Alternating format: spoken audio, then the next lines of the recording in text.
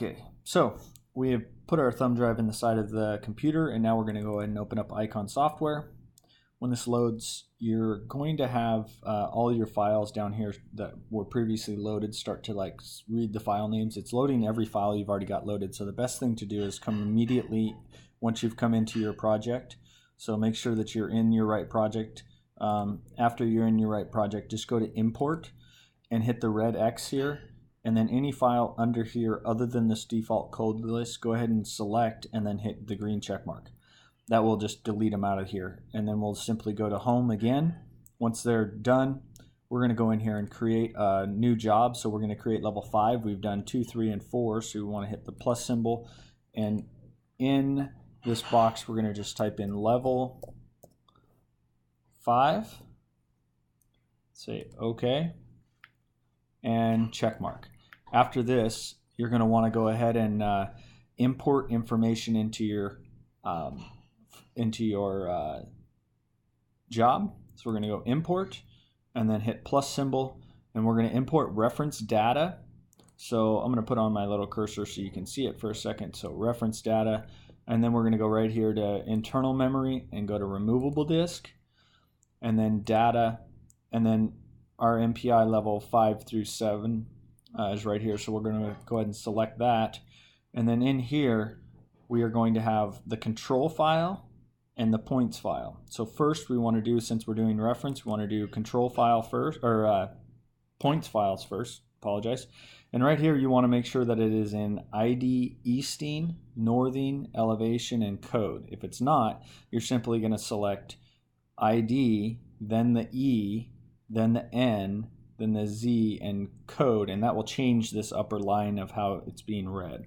From there, we're going to go ahead and make sure that the field separator is on a comma, not on tab or anything like that, and then we simply hit the check mark.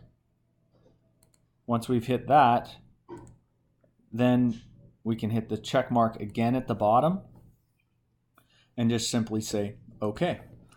Now we've got our points file in here for our reference model, and now we're going to add the reference background. So we're going to hit that plus symbol there, and once again I'll use the stylus or the pointer. Internal memory, going to removable disk, going to data, going to MPA level 5, and we're going to go down here and select our DXF. This, I noticed, grid file here and this grid file both have grid in it, so it's not necessary to do both of these. We're only going to need to do one, so we'll just select this guy, select the arrow over, come up here to distance units, and we'll select that, and we want to change that to inches. Once we've changed that to inches, we can come down here, and we have several layers that are in here that we possibly don't need, but you can delete any one of them that you want out of here at this point. For now, we'll just leave them all, but I just want you to know if you were to unselect one of these, it would actually not show up in your drawing. So you have that option on import. If they say there's something bad in the file, you can do it on import as well. Remove it. So green check mark. After the green check mark, just tap it one more time.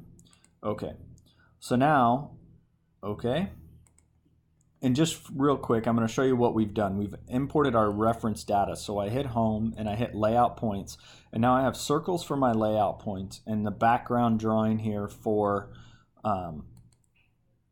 the just the reference of the building. We have all the walls and all that kind of stuff in there, right? So I'm going to hit home again and bring in the control points. So I hit home, and then I go import, then I hit the plus symbol, and I go over to control files. After control files, I go to internal memory, to removable disk, to data, to our MPI level 5, and then here's our city tower control points. Want to make sure we select that one. Select it over, and again verify the information that it is ID, easting, northing, elevation, and code, and then your tab is not there, it's on comma, and we hit check mark and check mark. And now it says 14 points, so we can check that and say okay. and hit layout points, and now all your control points are in there as well, which are the triangles.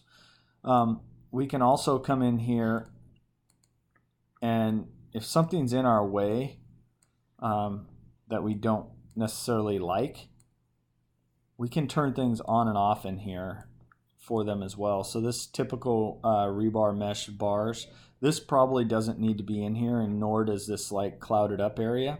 So if we hit this layers icon here, we can then go to our level 5 DXF, and I would probably just uncheck this here.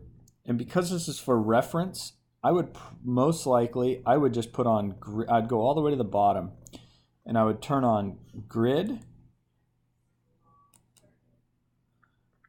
and then grid annotate text. I'd put on our beams. I would put on, we don't need identifiers. I would come down here to this columns, stairs, column stairs. I'm looking for a wall as well. Oh, concrete, which would be edge of slab. You can grab that that column as well, and then we'll just keep going up. There's the A wall, and I think that is all we're going to want on. That's correct. So now we can tap that again, and it kind of minimizes it.